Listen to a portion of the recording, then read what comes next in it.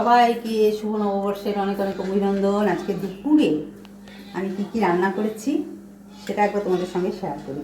আজকে মঙ্গলবার, সে কারণে নিরামিষ রান্নাবান্না করেছি। পটল ভাজা, কেঁদুরি ভাজা।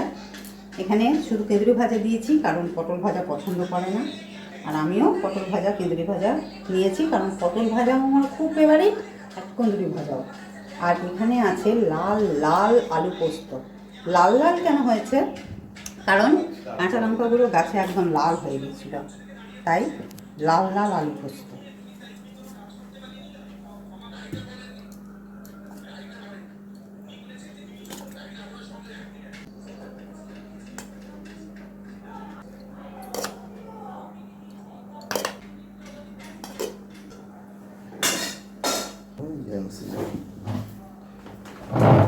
ফ্যানটা অফ করে এসো।